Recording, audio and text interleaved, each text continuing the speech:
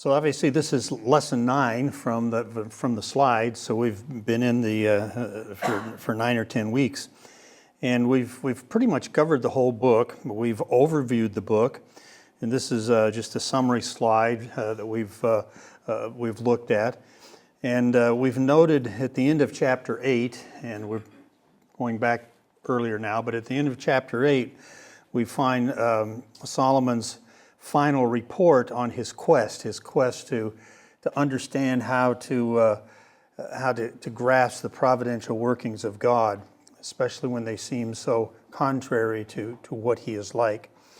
And his conclusion there was that wise insight into God's business on earth, his works, how everything fits together, utterly frustrates us with regard to any chance that we have of putting it all together, and no matter what the effort.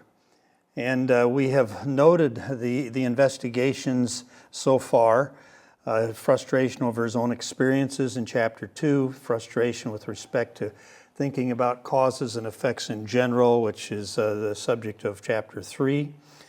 We've noted that there's an encouragement right in the middle of this whole section, and this is not unlike the way Hebrew literature unfolds, is to put the emphasis point at the middle of a discussion rather than at the end or the beginning. We have begun to look at this third frustration over the existence of oppression and rivalries in human affairs.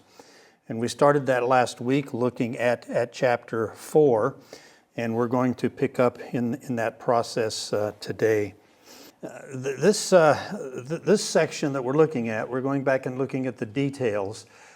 Solomon has this philosophical, personal quest that he's on, but in the meantime, he also is a pastor, a shepherd, and so he wants people to know how to live. And so in the middle sections, chapters 4, basically 4, 5, 6, 7, and 8, is a lot of teaching that reminds us of Proverbs, but it's unlike Proverbs in that you still have these little problems dropped in.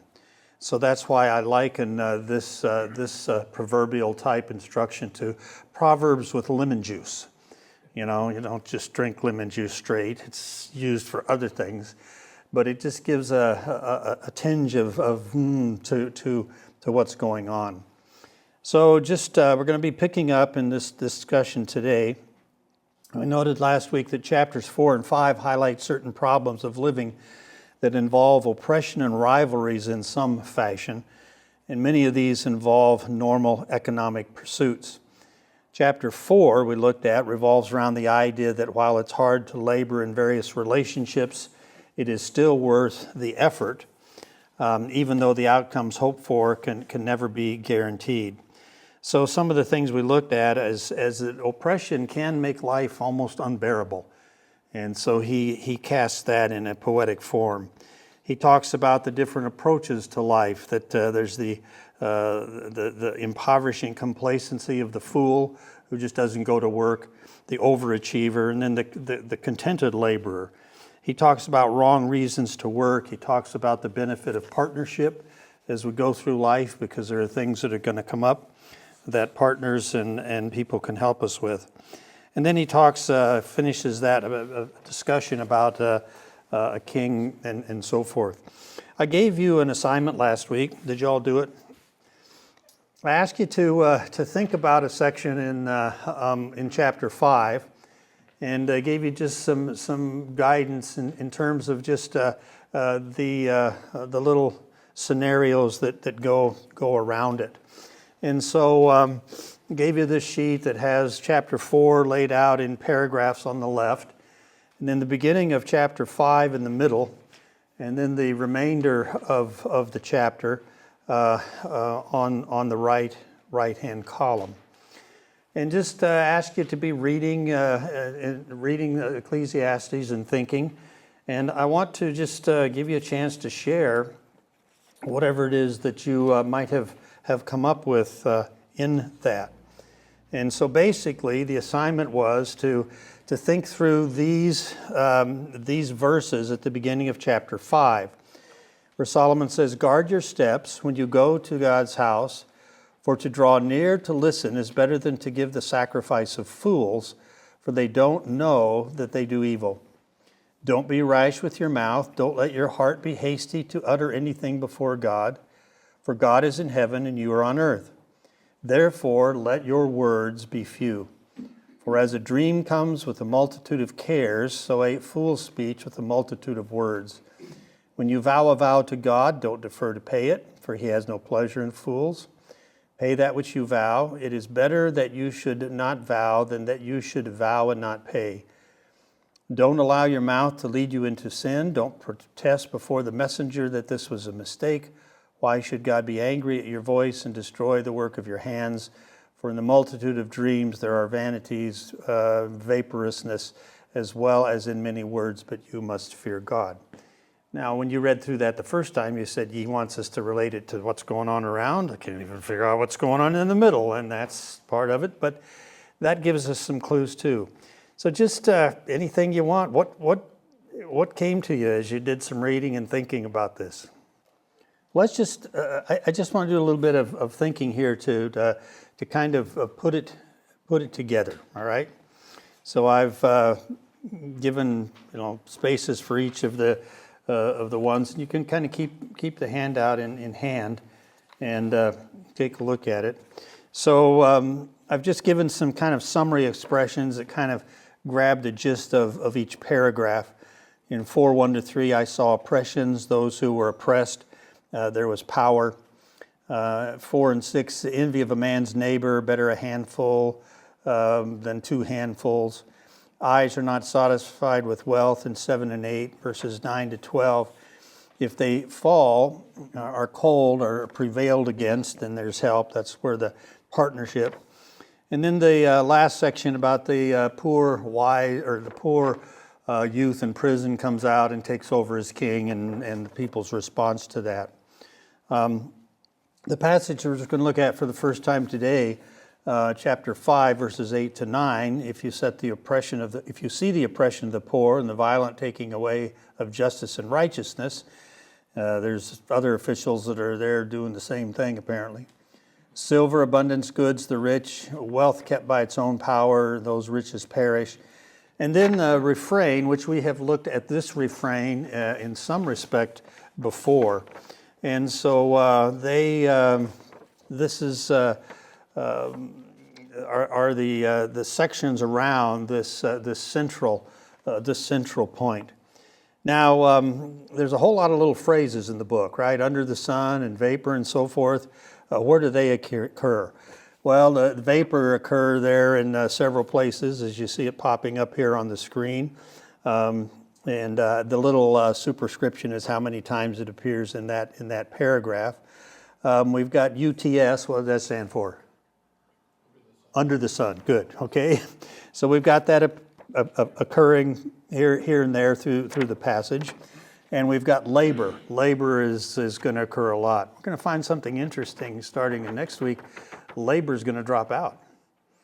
And he's going to move on to something that doesn't involve labor so much, but it's still in a primary spot here.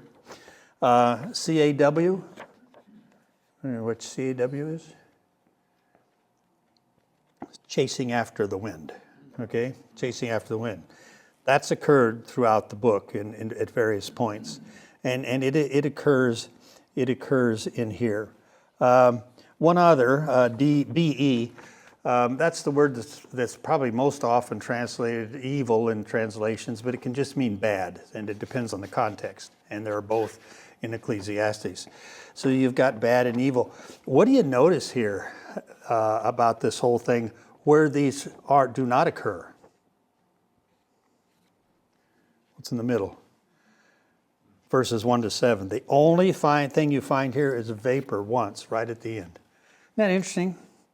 Now, if you're somebody who computes all of that, you'd say, well, this is a special section, and it is a special section. So I want to just do some thinking here of what we've got going on. He starts out with, I saw oppressions, okay? I saw oppressions. And there were those who were oppressed. Down in chapter 4, verses 9-12, when those are prevailed against, you have to assume there's an oppressor there, okay? And partnership can help deal with that. And then you've got the poor, wise, young. And the poor are often the oppressed. And we see that over in chapter 5, verses 8 to 9. If you see the oppression of the poor and the violent taking away. So there's kind of a theme. And so you've got to trace on that idea through this whole section. Well, power. It's power, and in fact, it makes the point there in that paragraph in 4:1-3. They have no power over the oppressors. It really brings that out in a key way. And of course, that would look at those who are prevailed against in 4:9-12. The king has power. And then if we go over to chapter 5, verses 8 to 9, he talks about one official eyes another official, and the king is there too. So you have this power structure throughout the passage, don't you? Okay. Any other power words in this section? You're looking too hard. Who's the chief power? God. Well, how many times does God appear? Well, just look at it all the way through 5:1-7. God, God, God, God, God. And then over in the refrain, you've got God appearing 4 more times. Okay? So, does this passage have anything to do about the contrast between the one who is true power and other powers who are oppressors? Well, yeah, so there we've got all those ideas floating around, and we need to see kind of how they're all coming together.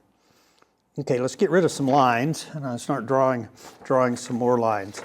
What's the main idea, you think, in 2 or 3 words, that this middle section, 5:1-7, is about? What I'm thinking about is this whole thing of a sacrifice of fools, okay? And what's the issue here in the middle?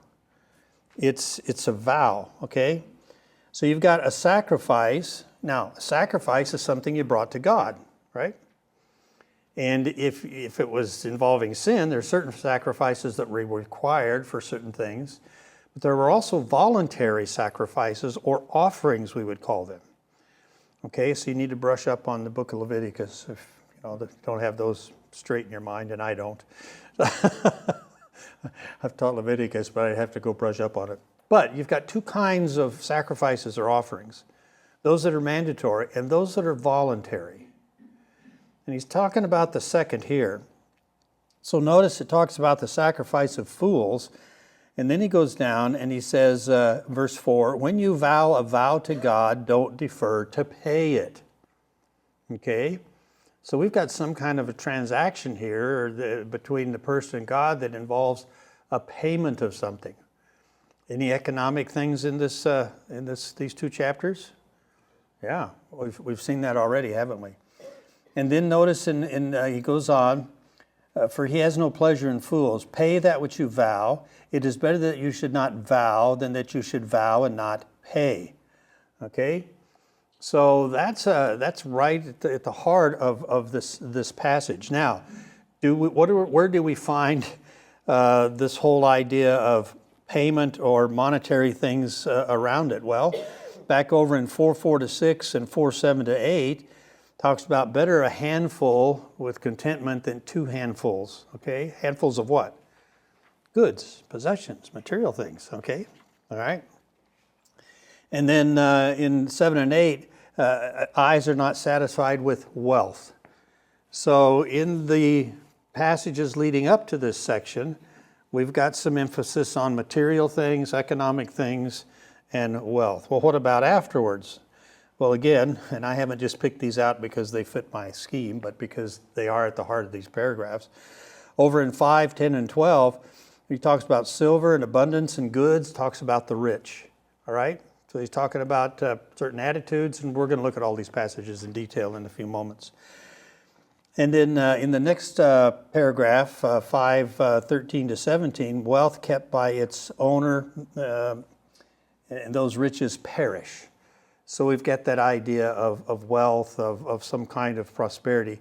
Any others in this passage? Any other? Well, look down at the refrain. He talks about to eat and to drink, to see the good and to labor all the days of your life which God has given him. For this is his portion. The word used of the landed inheritance, a double portion, okay? And then every man also to whom God has given riches and wealth and has given him power to eat of it and to take his portion and to rejoice. And so we see this economic strain going all the way through it. So what would you suggest this passage is doing? And I think you've already hit at it. It's a contrast, isn't it? It's a contrast between some of the attitudes about wealth and riches and your life with regard to how you handle those that are going on around it. So this is just kind of an exercise. We've talked about structure. I've talked about reading with structure in mind to see how ideas are introduced, where they are, how they relate. And this is an example of observing what the structure is by looking at the words and where they're used and how they're repeated and various patterns, which help us then in determining, okay, how do you put this all together? And in many ways, there's very few passages in the Bible that would be more difficult to put together than this, and yet it's pretty easy, really, when you just kind of see these kinds of things. So, comments there. We're going to go ahead and I'm going to develop chapter 5 here in some detail, but I just kind of want you to see that there are some indicators here of what this passage is doing in the middle, and we'll take a look at that. So we're looking at this section of frustration over the existence and oppression of rivalries in human affairs, chapter 4, 1 to 5:20. And these last two sections on Solomon's frustration there's a lot of proverbial in it because he's going to be teaching at the same time. So we've noted that chapters 4 and 5 highlight certain problems living that involve oppression and rivalries in some fashion, involving normal economic pursuits in most cases. And chapter 5 begins by correcting the view that living in relationship with God is basically an economic exercise. Okay? And that's we'll lay that out a little bit. And then he moves on to examine some other money issues as they relate to wrong attitudes about material wealth. So these are two chapters that have tons to do with our relationship with finances, our relationship with things, with wealth, with riches.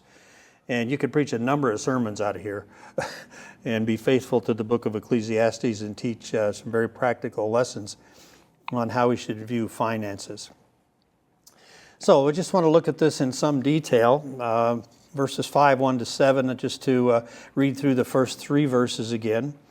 Guard your steps when you go to God's house, for to draw near to listen is better than to give the sacrifice of fools, for they don't know what they do, that they do evil.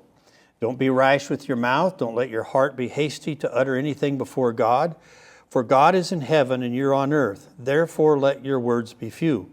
For as the dream comes, and I'm going to change the translation here from with a multitude of cares to through much activity or busyness. Busyness. That's the right spelling. So a fool's speech with a multitude of words. So again, what we're seeing here in this section is the worship of God should never become a self-serving economic pursuit. Our Heavenly Father is not like corrupt earthly rulers. So we've seen the oppressors in chapter 4, ending with this strange thing about a king and the youth and so forth. Where's that going? Well, we're going to come through the high king, and then we're going to move to some other oppressors, and we're going to see it working out on the other side. So what we've done here is we move from the king people episode at the end of chapter 4 to a God worshiper relationship. And so there is a highlight here. There is a contrast. This is everything is going to relate to this and flow from this, and all of the problems, all of the problems in the verses on either side of it in these two chapters are going to be corrected by getting a hold of this whole concept of God as being the center of our lives, including our economic lives. The priority here, when you go to God's house, draw near to listen. So listening to and obeying God, that's the primary thing, okay? And what we're going to see here is there's a lot of talking going on in this passage, which keeps the person from listening or replaces what God may be saying. The alternative here is to offer the sacrifice of fools. You're either going to listen to God or you're going to give a sacrifice of fools. Remember, there's a passage that God doesn't desire offerings; He desires what? Obedience, submission.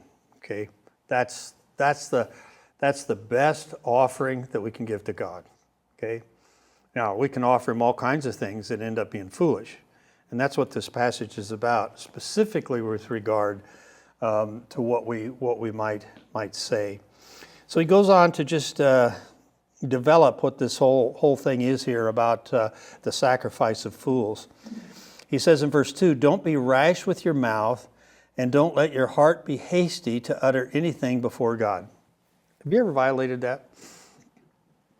Oh, we've all made promises in the last 5 minutes.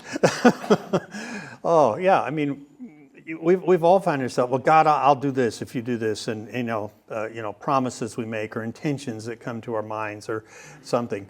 And many times we later on think, boy, God, that was stupid. Thank you for not striking me dead when I said that to you. Okay. But that's what's going on here. Hasty thoughts, rash promises that we might make to God.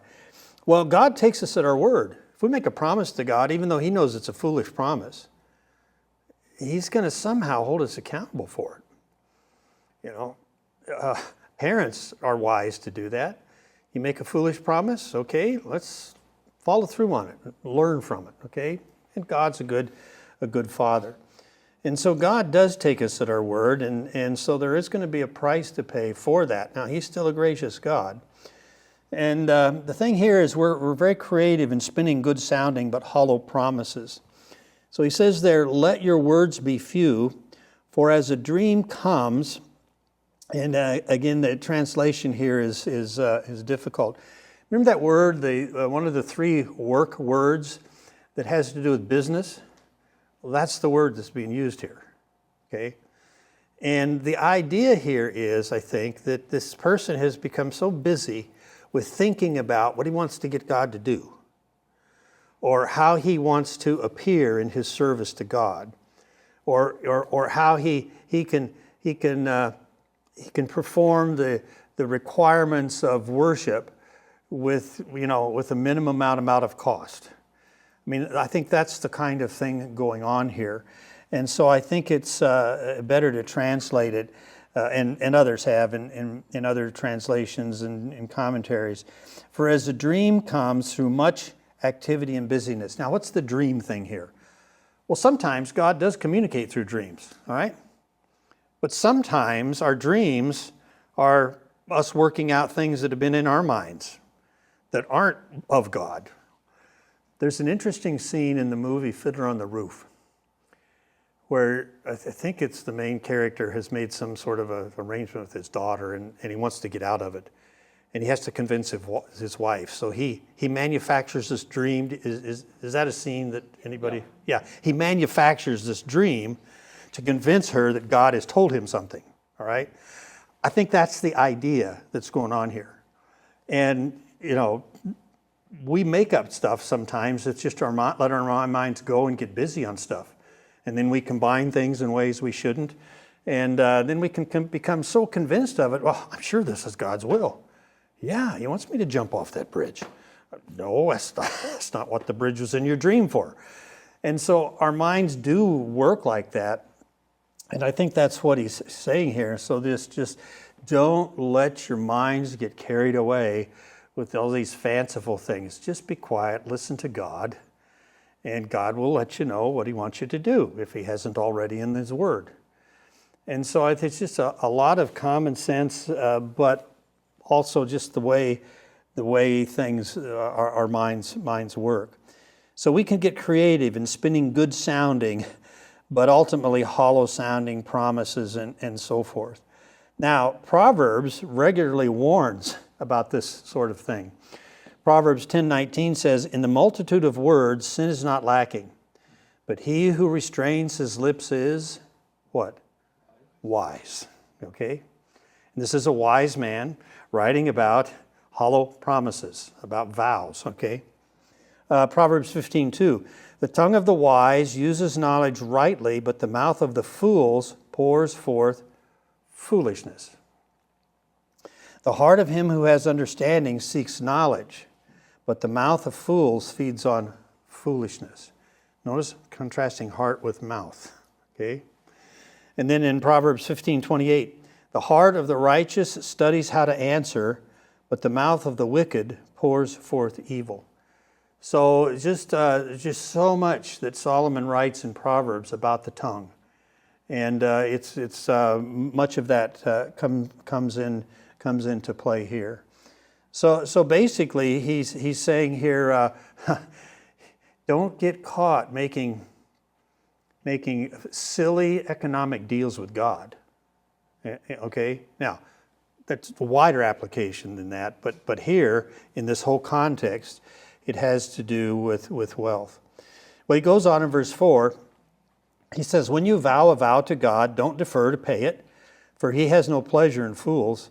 Pay that which you vow. It is better that you should not vow than that you should vow and not pay." All right? Who's it? Jephthah, the famous vow, he would give to God whatever if he had a victory and his daughter comes out of the house. Now there's a big debate as to how he fulfills that vow, but that's the idea.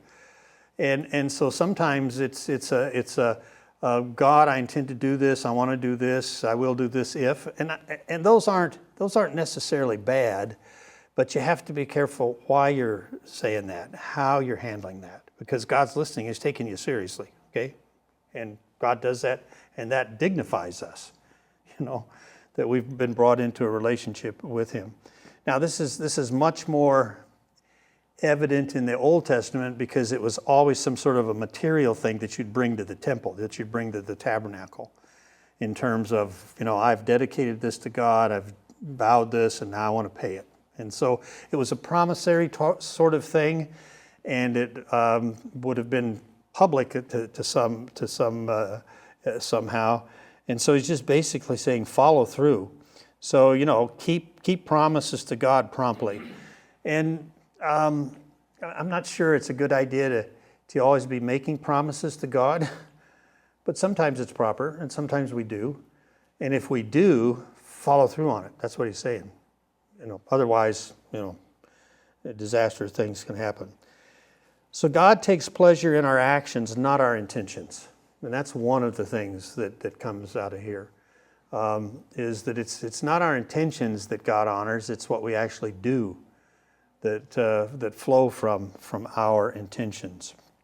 And these intentions are complicated because they become public intentions. Well, here's what I'm going to do, okay? And that's where the problem is. He goes on in verse 6, "Don't allow your mouth to lead you into sin. Don't protest before the messenger that this was a mistake. Why should God be angry at your voice and destroy the work of your hands?" Okay? "For in the multitude of dreams there are vanities, hollowness, as well as in many words, but you must fear God." So basically what's getting on here, don't feign worship by redefining the vow. The messenger here is probably the priest who would have been involved in helping the person fulfill the vow, whatever the offering would be or whatever. And so the idea seems to me in this passage that he's saying, you can make a promise that you can never pay. So then what do? Well, you can do two things. You can say, well, that's not what I really meant. This is what I really meant. We can start playing games. Now, do we ever play games with God? Sure we do. Not intentionally, sometimes consciously. But God's He's the king. We're under the king. We voluntarily serve the king. We intend to do things for the king. And And basically, it's do what you say. So this case, it seems to be kind of losing face. I mean, would God forgive for vowing something that you shouldn't have vowed? Yeah.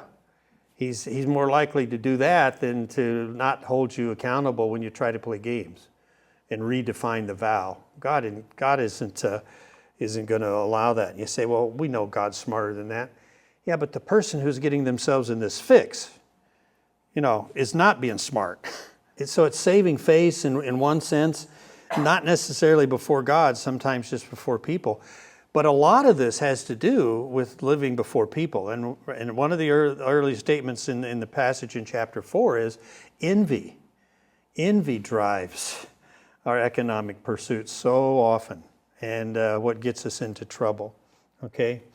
So what seems to be going on here is somehow trying to manipulate worship out of economic motives, and that's not fearing God. Notice how he ends this? Fear God. And we had a whole session on fearing God and how important that is in the book and in Proverbs and in the Bible as a whole. So this whole thing of vow taking and vow excusing and so forth seems to be at the heart of this, and that just says, okay, here it is. We don't play economic games with God. God takes us seriously. We should take God seriously.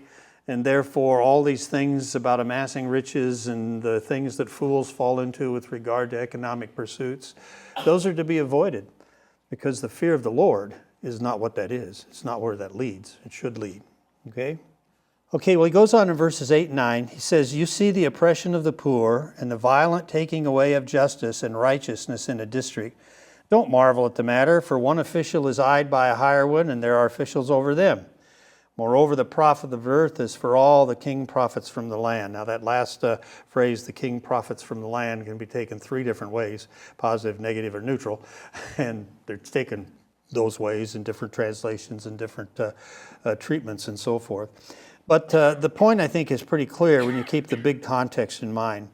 Unlike those rulers who do oppress, the poor are robbed of justice and righteousness. Unlike those rulers who do oppress, the poor are robbed of justice and righteousness. So it's the poor here again who are the victims, and God doesn't do this. Okay, this is not the way God works with us. This is not surprising, since they're always stronger to rob those under them. So it says one official eyes another. That's not a positive statement. That's not to say, well, that's okay. When this guy's doing bad, there's a judge on top who's going to correct that. I don't think that's what it's saying. I think what it's saying is the temptation is, whenever you have power, is to use it unjustly against those under you. And it doesn't matter if it's a judge over the poor, or if a judge over a judge, or a judge over that judge, or the king over all those judges. The point he is saying is power can be used wrongly, but God never uses his power that way. And so again, that's right in the middle, and that controls all that's going on here. So after all, everyone depends on what the earth provides, even the king. So I think the idea here is that this is just life, and you see it at every level. Do we see that? Sure, we see that in our political system. We see that in all kinds of ways, and all the earth does, and it always has, until the Lord Jesus comes and sets up his perfect government, and those who are under him and rule over others are like him in righteousness. This is always going to be the case. So that's standard fare, but that's not how God treats us. He is not bilking us for his benefit, and us then having to make false promises. And so we see again who God is in regard to these kinds of economic things, in contrast to those who oppress. Verses 10 to 12, he who loves silver shall not be satisfied with silver, nor he who loves abundance with increase. This also is vacuous. When goods increase, those who eat them are increased, and what advantage is there to its owner except to feast on them with his eyes while somebody else eats them? The sleep of a laboring man is sweet, whether he eats little or much, but the abundance of the rich will not allow him to sleep. So again, this section, verses 10 to 12, the love of money which drives this oppression robs the rich of contentment through the fear of loss.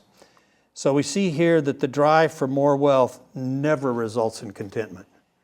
Those who are driven by accumulation of wealth, when they're asked, how much will be enough? The answer is always, just a little more.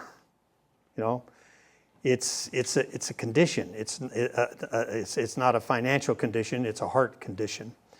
And so, obvious. Increased wealth just increases those who compete or oppress for them. Okay? So don't win a lottery. Don't play for the lottery. The worst thing you could ever do is win a lottery. Yeah, your life is destroyed. And most studies show that the people who win lotteries wish they hadn't. Because now they're just a money bag for whoever wants it, and it can be, common sense you should say that, but we never learn. But increased wealth does not bring contentment. It's something that's going on in the heart, and it's only for those who are living under the rule of God, who fear God in the proper sense, that are going to have that contentment. And it has nothing to do with your bank account. Nothing. On the other hand, the person who has little or no prospect of abundance must learn to live in contentment.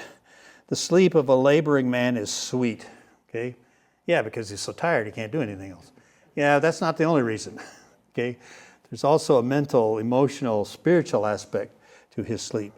Whether he eats little or much, but the abundance of the rich will not allow him to sleep. And we know that from, testimony. We know that from personal experience. The more you have, the more things you have to worry about having or losing, not having.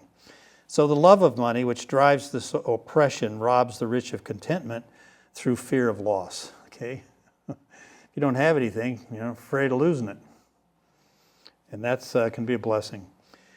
So verses 13 to 17, there's a grievous evil which I have seen under the sun, wealth kept by its owner to his harm. Those riches perish by misfortune or bad business. I'll come back to that. And if he is father to son, there's nothing in his hand. As he came forth from his mother's womb, naked shall he go again as he came, and shall take nothing for his labor, which he may carry away in his hand. This also is grievous evil, that in all points as he came, so shall he go. And what profit does he have who labors for the wind? All his days he eats in darkness. He's frustrated and has sickness and wrath. It's a very, very interesting paragraph. What this is saying is that amassing wealth through risky investments is likely to lead to financial disaster and mental, physical, and emotional pain. And you could describe this person as the scheming hoarder. Okay, the scheming hoarder. And several things in here. Wrong motives. Why is he amassing wealth? Kept by his owner. They're for me, okay? And whenever something is for me, that immediately introduces all kinds of negative things into the whole mix. So they're being hoarded, and they're being hoarded to his harm. And I think the idea is that I got to hold on to this because of what the future is going to bring. I got to hold on to this because of what might happen if this, if that. Okay, and that's just a destructive mindset. If you fear God, what do you have to worry about? The future. You don't. Even if all your material things are taken away, it's going to say at the end of this passage, God is my portion. Boy, that's the powerful antidote to all of the problems with wealth and money. The loss is through a bad investment. And again, this word business is the word we've seen before with regard to Solomon's business of trying to understand God's providential working. Here, it's being used in an economic business sense. And I think it's right to understand this is just a bad investment. Why do you make bad investments? You make bad investments because of the risk. Hey, I can make more if I invested in this. Yeah, but there's all kinds more things that can happen. Yeah, but look at what might happen, okay? And those investments, maybe more often than not, turn out to be losses, okay? And so I think that's what's going on here. He's at the chief, his mind is, I'm going to make as much as I can. Therefore, I'm going to take the greatest risks because that's where the greatest reward potentially lies. Well, in this case, it was a bad business investment, and that's how he lost riches. And what we see here is he's got a warped value system. Material possessions are for living now, not later. That's the way we should look at them. God gives us life to enjoy now, and we use what he gives us now, not I've got to hang on to it forever. Now, does that mean you shouldn't have a retirement account? No, I'm not saying that. But it can have to do with your attitude about that retirement account. If hanging on to that keeps you from living like God wants you to live now, then there's something wrong with your attitude towards your retirement account. So it's the attitude. It's why I have this, why I need to continue to hold on to this. So basically, shall take nothing for his labor, which he may carry away in his hand. So, we came into the earth naked. We're going to leave the same way without possessions. So the future maintaining of possessions is not the important thing. It's how I'm using them now. And then he goes on, the tragedy of a wasted living experience. And what profit does he have who labors for the wind? And so basically, if this is why you're laboring, it's always for later, then there's no benefit to it. So the summary is the scheming hoarder suffers from a debilitating emotional and spiritual sickness. Now, I didn't realize until I was studying through Ecclesiastes this time, this word sickness that's here, this word translated sickness, it usually has to do with physical sickness, but it can be an emotional, spiritual thing. I think there's a verse in Isaiah that says their heart is sick, and this is the word being used here. But I want you to notice that this word is also used in this passage, translated by grievous and grievous. Now, this English word grievous has been used to translate different word all the way through Ecclesiastes to here. This particular version, it's translating a different Hebrew word, and the Hebrew word means sick, okay? And it's not physical sickness that is obvious here.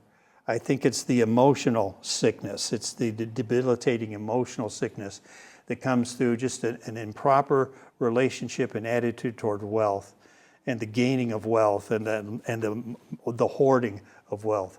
Hoarders are, I think, tormented people. They must be in some way. Now, I tend to be a hoarder. I don't throw things away, but there's all kinds of reasons why I don't do that. But anyway, but it can be a disease. It can be a spiritual, emotional disease, and that's the point here, okay? And in his whole life, that's what it is. So physical, emotional pain, mental, spiritual is probably all involved in this. So these passages have both positive and a lot of negative things to say about our relationship to money, okay? Now, that brings us to the refrain, and this refrain has a repetition of what we've seen in other refrains, and we had a session that looked at the refrains.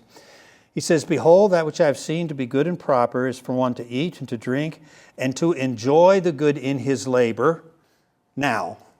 Not to wait to enjoy it now, okay? To rejoice in this life, in which he labors under the sun all the days of his life. Not just at the end of his life, when I'm going to spend all this hoarded wealth. You never do. You die and it's there for somebody else to hoard or misuse. Which God has given him, for this is his portion. Every man also to whom God has given riches and wealth and has given him power to eat of it, and to take his portion and to rejoice in his labor. It's a present living of life that's being emphasized here, isn't it? This is the gift of God, for he shall not often reflect on the days of his life, because God occupies him with the joy of his heart. So this is a statement we used earlier when we were talking about this idea of portion. It was the Lord is my share in Psalm. The Lord is the portion of His people. And so it had monetary land significance, but it also just became a spiritual wealth or riches that we have in God. And our lives need to be oriented around the fact that God is my portion.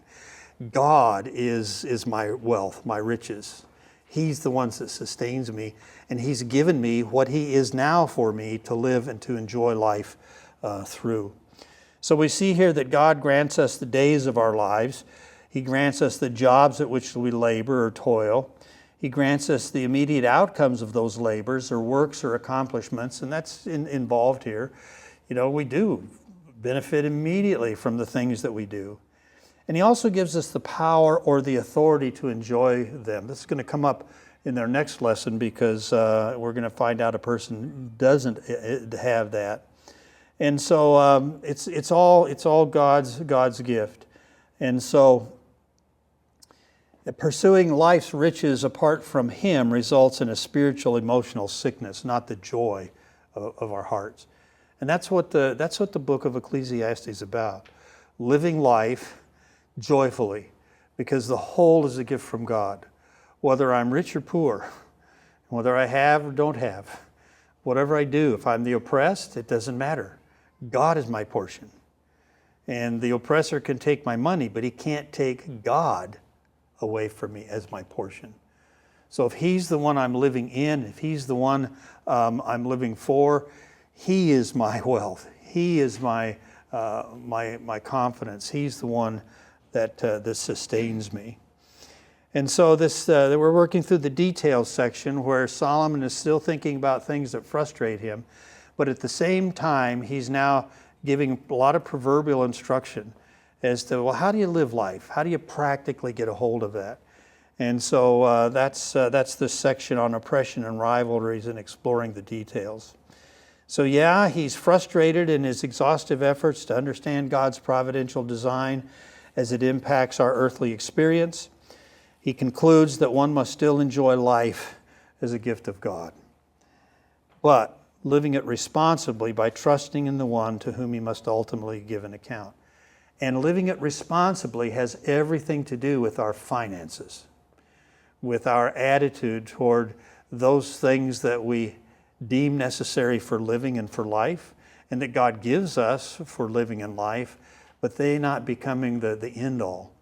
And so these two chapters have a lot of to say on this whole thing of the attitude toward wealth and of those who take wealth from us. That's not the issue. You can't take the wealth that we have as the Lord. And so fearing Him, that's the attitude, that's the action with which we need to carry out the living of life. Not the amassing of wealth or the hoarding or holding on to wealth as though that is what is going to give life fulfillment and fullness. So this is what he's teaching, even though these proverbs are like with lemon juice. Okay, there is the bitter in it, but that's okay. Solomon says, "I live in a life where there's things that frustrate me and leave a bitter taste in my mouth, but I know what living is. It's what God provides in Himself, and therefore I will live life enjoyably as a gift of God." Okay, we'll move on into chapter 6 then next week.